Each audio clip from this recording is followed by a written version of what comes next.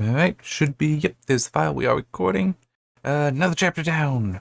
One more to go in The Empire Strikes Back. And this one is basically covering, the escape to the Falcon, some struggles there, which one thing I didn't put in my notes I find funny. Don't recall it being in the movie. There are two, again, plugs into a power socket instead of a data port, which he also did in A New Hope. I find this interesting because are we just making a running gag that he can't tell the difference between these things? Shouldn't he know better? Anyway.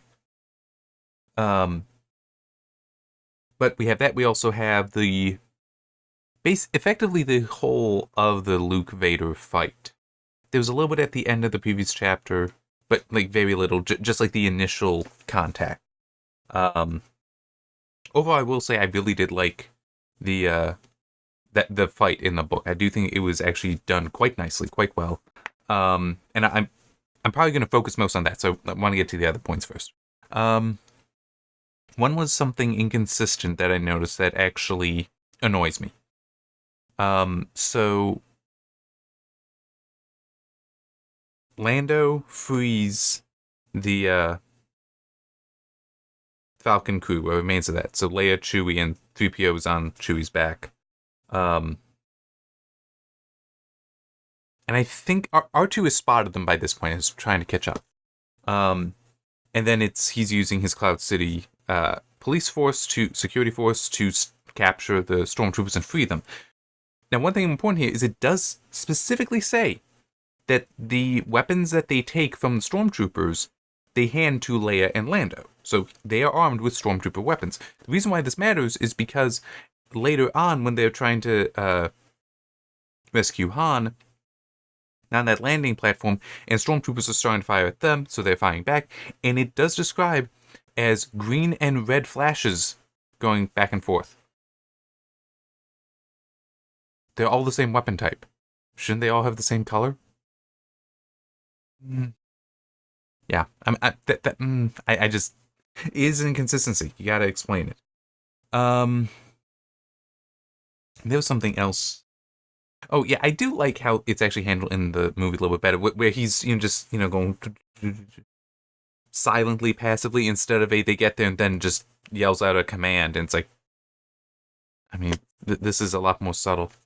Also, one thing though that I'm not sure about is I thought that his aide, Lobot, the bald-headed dude, but he's got the mechanism around his head. I thought he was with him in the carbonite chamber, so he should have still been with him, but no, he was with the guards. Anyway, that I didn't feel like going back and checking. Yeah. I just realized I got a typo there.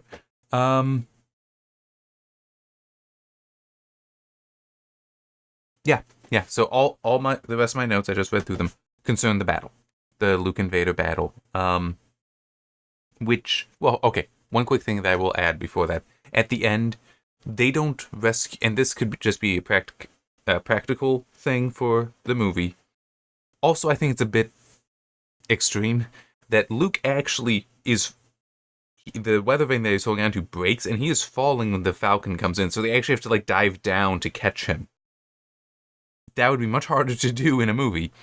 And I do think that that's a bit over the top. It's fine that the Falcon just comes up and gets him exactly like you see in the movie. I think there's no reason to make it more extreme. Because it's just the whole, they're coming to rescue him. They're going to rescue him. We don't need to raise people's blood pressures more there.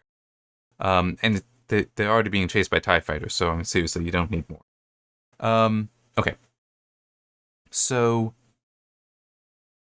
part of the reason why I like the battle is Vader's behavior in it is what it should be.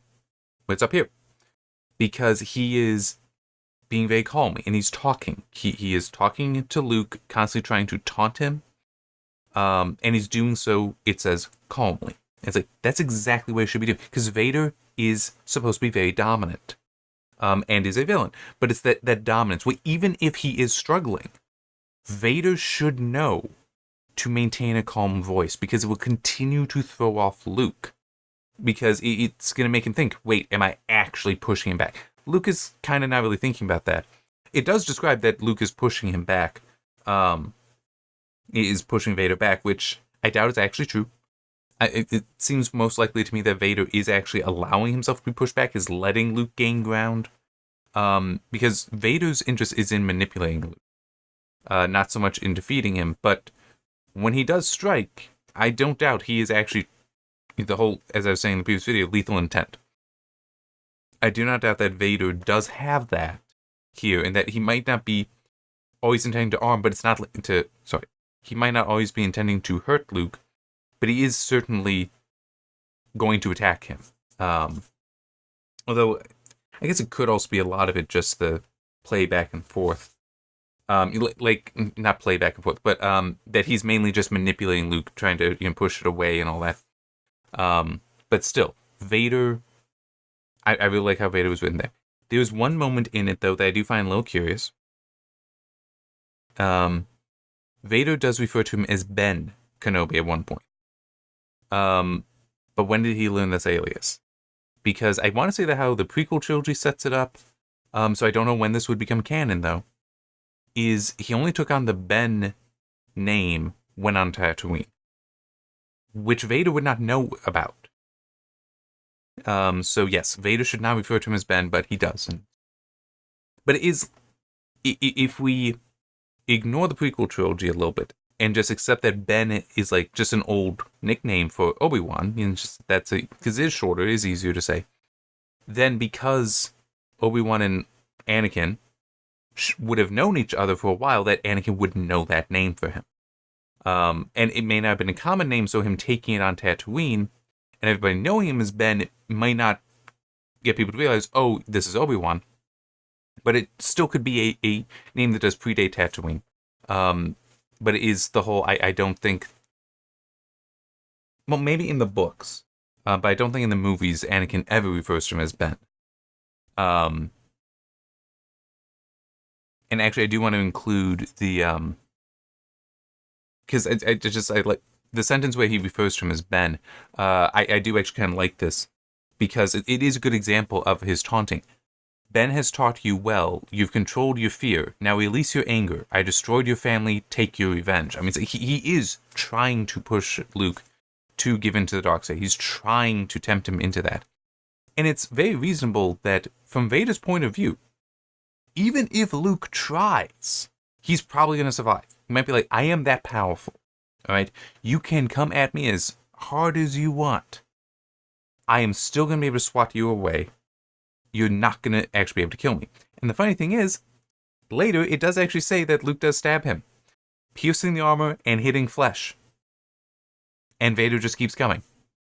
Well, it does say that he does, wince from the pain, but that he does get hit, which I do find interesting, because obviously in the movie there is the, just like that, and it's like, and Vader goes, "Arr!" And it's like, okay, yeah, it makes sense, but that being his reaction, but it's one thing, and I know other people do point this out, it's a lightsaber. Why is that not cutting off his arm? Why is it just deflecting? It doesn't really make sense.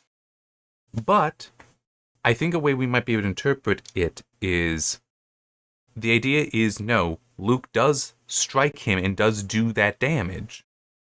But in the movie, the easiest way to, the attack is canon. Okay, that's why it's in the book and in the movie. The description in the book can be whatever you want it to be. In the movie, it's limited. You can't as easily show Vader being stabbed in the chest with lightsabers. Okay, it's just not going to be that practical. But glancing off the shoulder, because you can also have, a pack there that, shoots out sparks at the right time. That is something you can do. But having a wound go into the chest, especially because remember, the lightsabers were practical. They rotoscoped, they went in and put the light on top. So they would have needed a shorter version of it to have it hit there, and do that. I mean, but you'd need the reaction before it hit. I could just see it being yes, for practical reasons and even safety reasons, we need it to be this instead of that. But it is still interesting that Vader does suffer a wound, that could be significant, but also going back to the whole lethal intent thing, Luke didn't hit him in a way that would kill him. And on top of that, he didn't hit over here, because I mean, this can really hurt you, but potentially I could see you surviving. up here, because I mean, like the heart's over here. Hit a lung, that's not good. Although you may be cauterizing the wound. That's actually unclear, because it after Luke's hand is cut off, it just says he does that to stop the pain. It doesn't make any reference to the bleeding. Although it does say it was seared flesh, but is that cauterized or not? It's not clear. It doesn't reference bleeding at all, which doesn't necessarily mean it isn't bleeding. It could just mean they forgot to say anything. It happens. It happens. But still, I could see if the stab wound was here, or basically just it's actually a fair spot. There are spots that you could get hit. That at least death would not be instant. That Vader would be able to survive long enough, especially with the whole life support system, that he's got survive long enough for the battle to continue, head back, get treated, all that. If he got hit in the heart, no, that would not be the case. But in any case, it still is. Luke doesn't hit him, realize that didn't kill him, and hit him again, or even just go and then, because remember, the lightsaber can cut in all directions. It's an omni-edge blade, essentially. So you got in there, don't go, all right, stab, slash.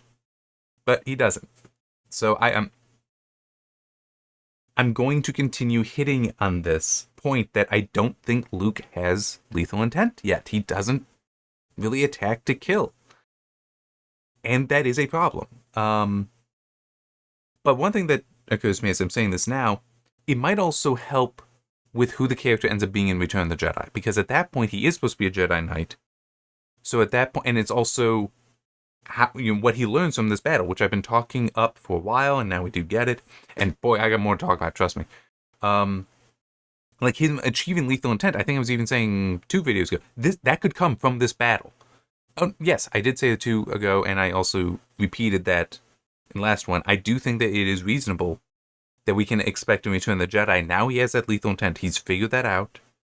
And so in Return of the Jedi, he will be able to do it. So it will be interesting to see how it describes the battle. Mainly I'm thinking in the beginning when they're on Tatooine rescuing Han, because that's a time that he is using the lightsaber in the fight, whereas once they get to Endor, he's not really using it anymore. And then later when he fights Vader. But I think the Tatooine fight, that's the first chance that we'll really have to see if that's the case. Okay, I skipped ahead a little bit. Okay, so I got 2 more things in my notes. One is, I really like this, and this is part of the reason why I do like the book version better. So this is the whole Vader falls down, Luke goes after him, and then is in that other area, and there's that large window that ends up being broken, and Luke flies through. That whole scene is written very differently in the book. But, including, like, it breaks and Luke just gets pulled out, not that he was right next to it and then falls out. But it's also, when Luke gets there, Vader's actually standing, without the lightsaber ignited, is standing in front of the window. Luke turns his on, and Vader... But let me actually see if I can get the line, because I didn't write the line there. I just wrote out what was happening. Okay.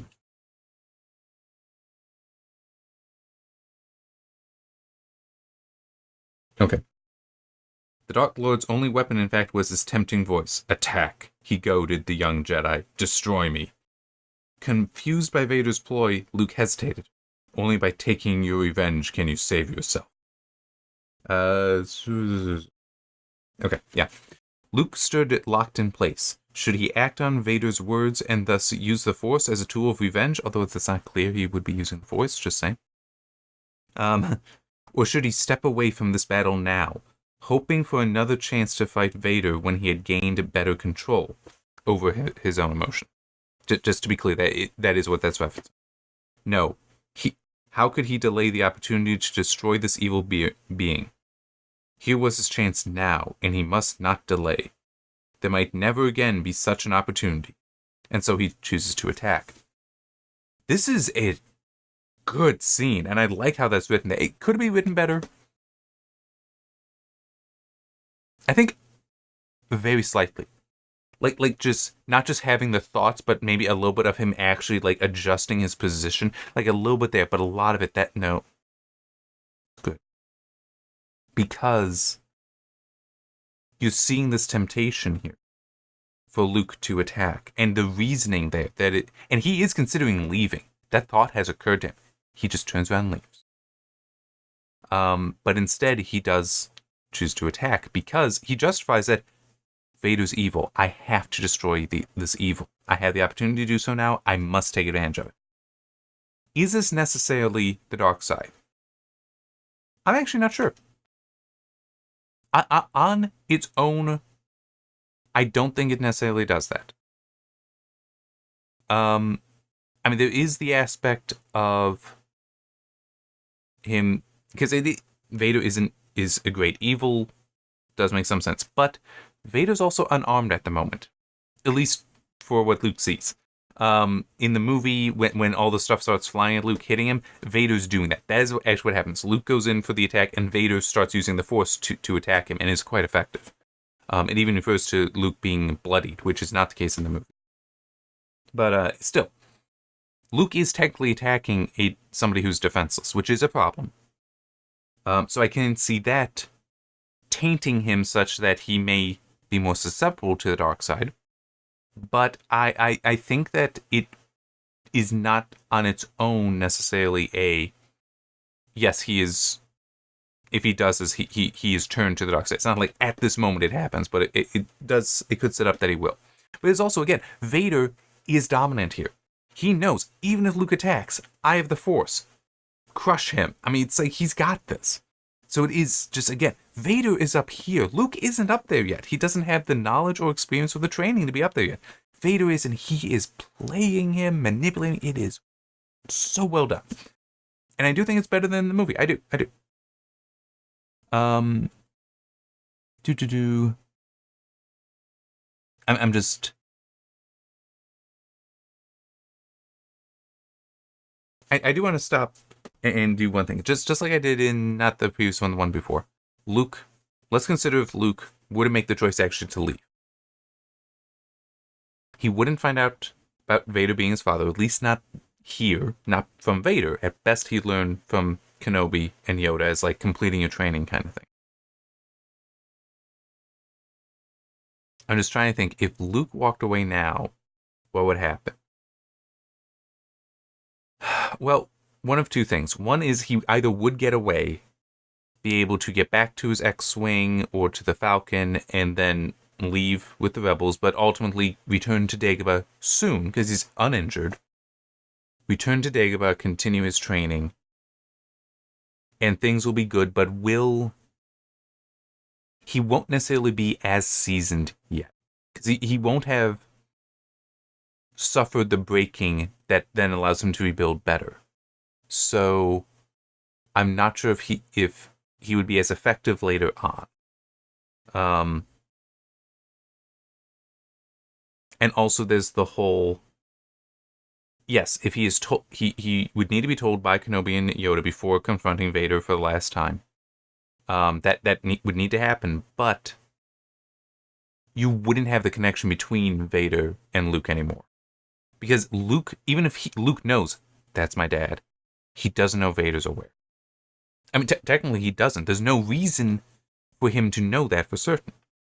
I mean, for one thing, this is actually a very good question. He doesn't know Vader's last name is Skywalker. So why should he assume that he has his father's last name? Which is also just a good question of why did they not change the last name? I mean, true. Owen and Beru, Owen Lars, Beru Lars, are his actual aunt and uncle, well, step aunt and uncle, but it's like they are actually family. They could have given him their name to hide that, but that is technically an issue. But still, because he wouldn't know that there would be that connection there, I think it would play out differently and may make him actually hesitant.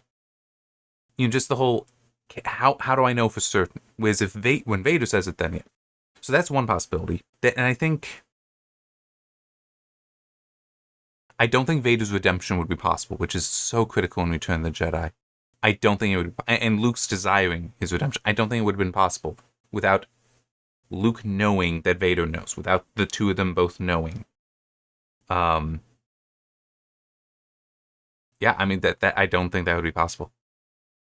I really don't, because Luke may be hesitant, because it's like, I mean, what's he going to do? Sit down and try to talk with Vader and be like, Kenobi told me I'm your son.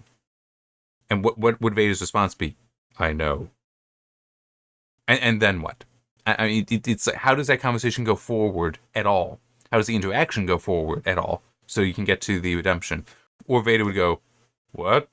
I mean, it's like, you do need them to know that the other knows. You do need that for that to work. So, yeah. Now, that's one possibility. The other possibility is Luke turns, starts walking away, and Vader just attacks him. And the battle continues. And then a lot of it would probably work out the same, except Vader would not be able to continue tempting him.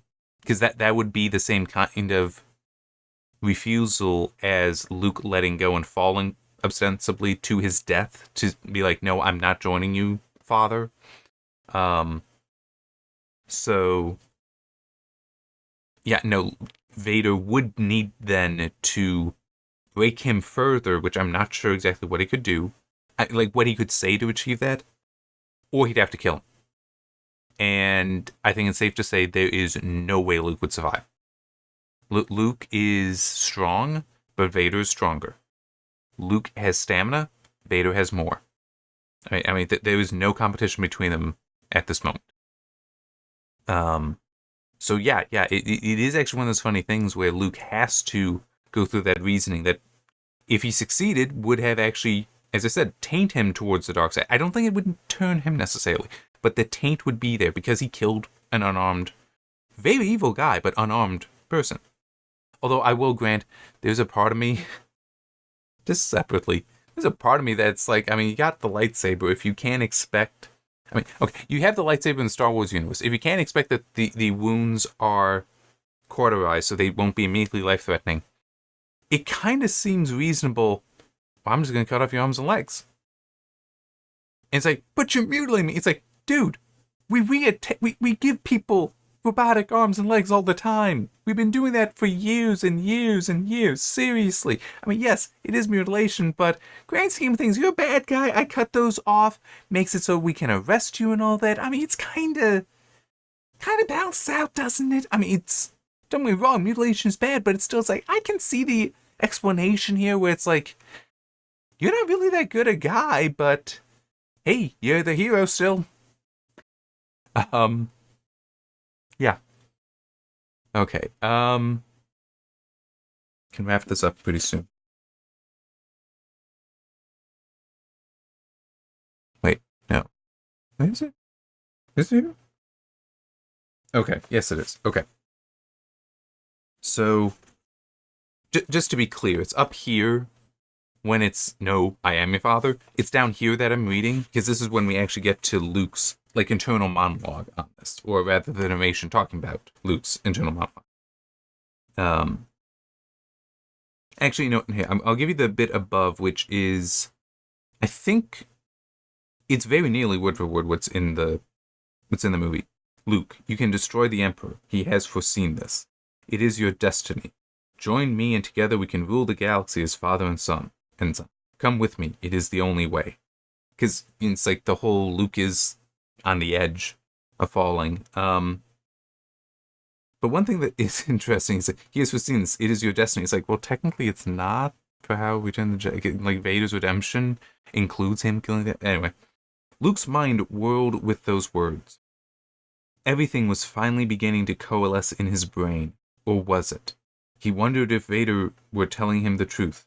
With the training of Yoda, the teaching of saintly old Ben, his own strivings for good and his abhorrence of evil, if everything he had fought for were no more than a lie.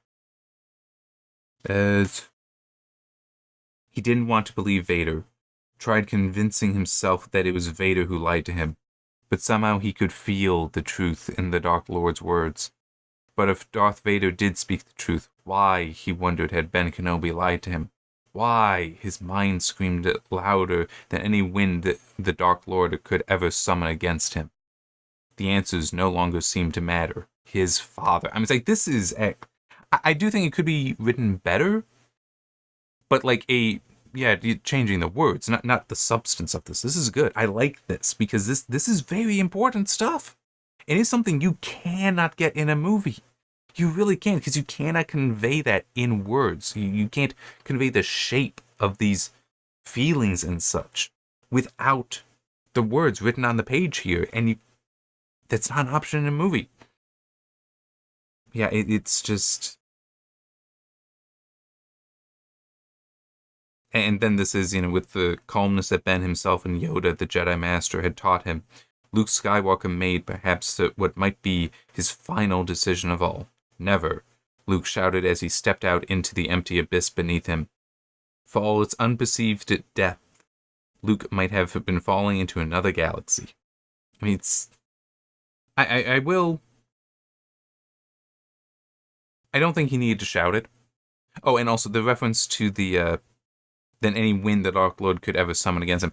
It's kind of weird, because, like, in the area, it's describing, like, there is a wind blowing, but it's like, once the battle ends, it kind of stops, which does seem to suggest Vader was doing it, but then it's also, like, it starts up again, it's like, why?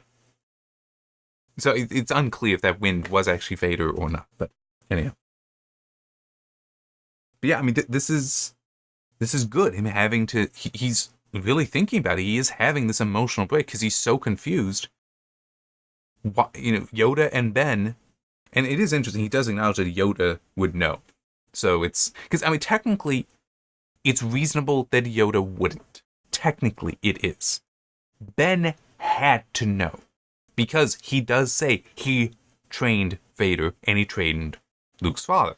So Ben has to know. There was no way around it. Yoda, maybe not, but he is saying he knows. That's fine. But the whole... I mean, true, he only knew Ben for not even a week. He only knew Kenobi for not even a week. And Vader is his dad, but it's like, I don't know you at all, really. But still is, the whole, this people who are good, who have been helping and supporting me, have apparently been lying to me, was the dude who has tried to kill me before, who I am now trying to kill, is my dad. Shit. It's like, how do you process that? It is so significant and really, really confusing. And it's, the thing is, it's actually kind of fun writing somebody going through a crisis like that. Because they did do that in, technically, I did it more than once, with two different characters, two different books. But in one of them, I really liked it, in part because of what I did after, which was, it's in The Children of Many Gifts, Constance, after basically realizing certain things, I don't remember the line, but I'm really happy with the line that the story gave me to write there. It's a line, it's good enough. It's like, no, I didn't write this. I transcribed it. The story was telling me. Where she's talking to Cane Man after having this breakdown, essentially. And it's like, how is it that... I wouldn't be able to find it either if I tried looking. Not quickly. But it's basically, how is it I am I feel less confused now, but I know less than I started. It's like, but there's even less I understand. Yeah, I think that may be. How is it that I feel less confused now, but there's less I understand? And his response to her is, because what you understood before was wrong. And that's kind of, and it's really fun, because that's exactly the point with some of this stuff, is you build up an understanding on things that are false. So then when that breaks, now your confusion will lessen, because you're no longer attached to the falsehoods. You can be attached to the truth. But the thing is, at that moment at least, your understanding of falsehood was like, this big, but your understanding of the truth is that big. But it's still, this is true, so the confusion is less. So that's kind of where he is now, but he's getting to. So it is, like, they're good moments if you are lucky, like I am.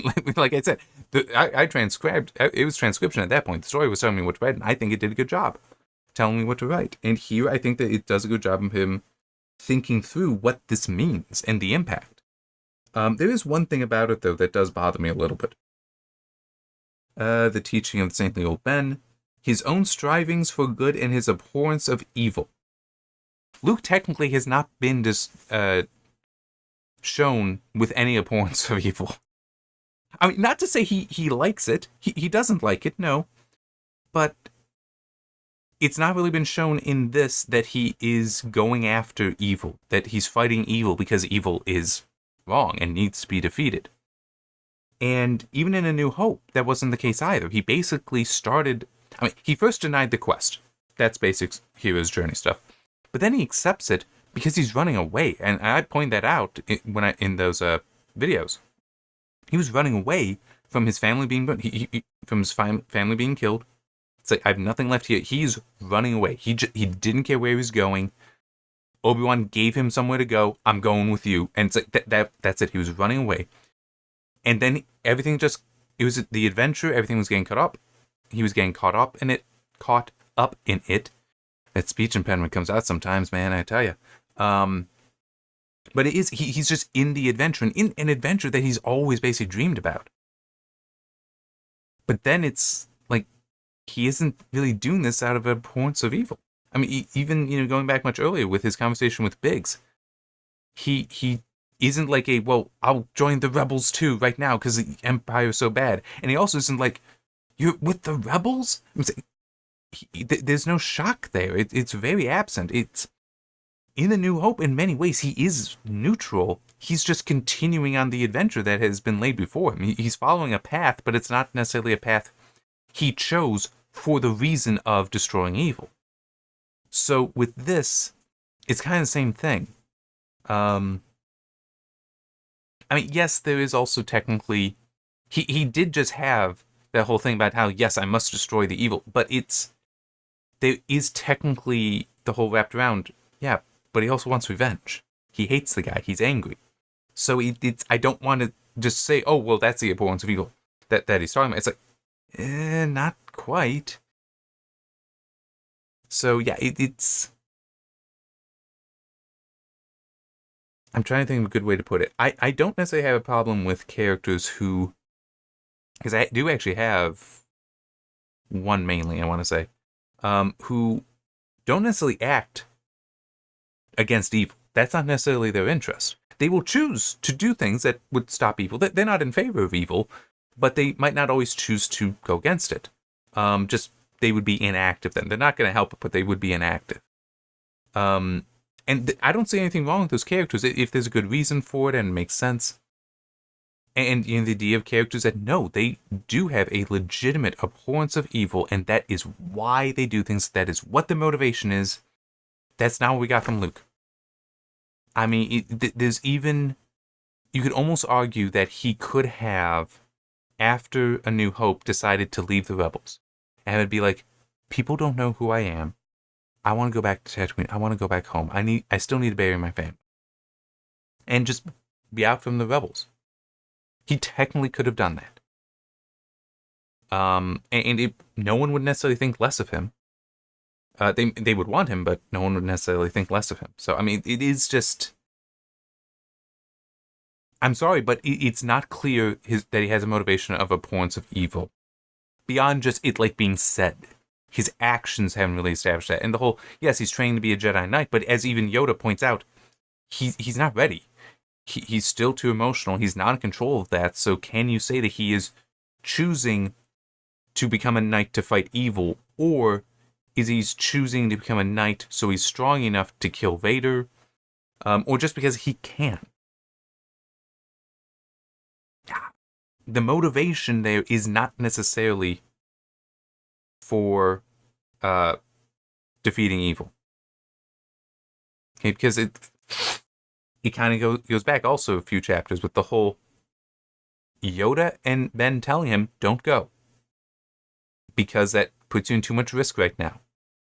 Technically, an abhorrence of evil could be I need to stay here then. Because I'm not ready. I mean, choices are important here, I think is one way to put it. And come back to the motivation, and I'll try to stop the video after this. Is he choosing to do the things he's doing because he is genuinely motivated to fight evil, or because he's motivated to become a Jedi Knight, to become like his father, who he never knew, to become like Kenobi? Those are very different. Even if a lot of it aligns, right on top of each other, even if it A lot of it aligns.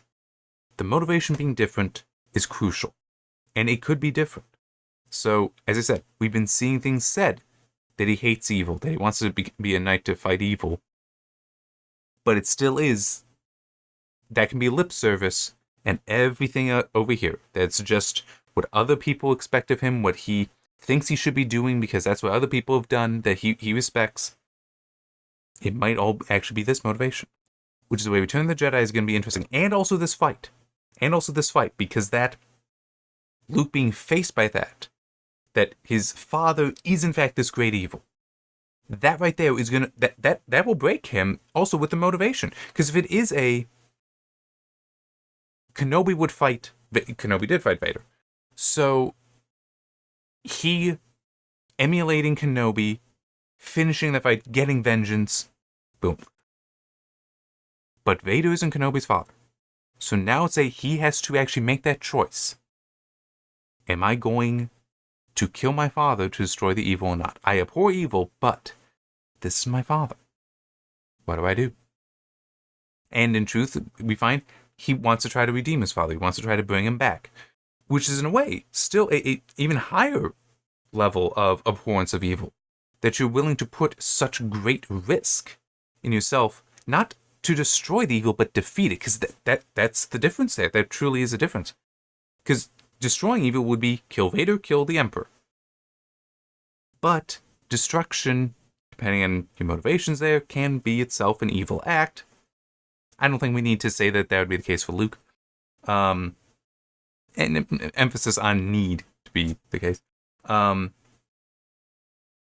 But he chooses to try to redeem him. That is defeating the evil.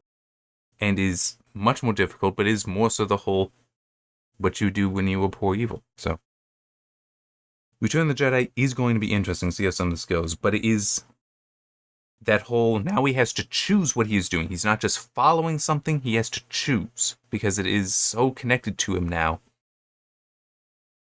It's going to be good. That's why this fight was necessary. I don't like the setup to it. I've already gave those complaints, and I'll probably be giving them again.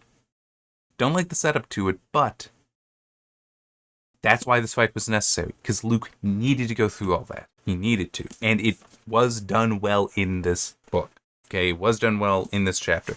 Plenty of other complaints throughout the other chapters, but this one, no. It did the battle well. It did Luke's character development well. See you next time. If I can find the button. There's the button.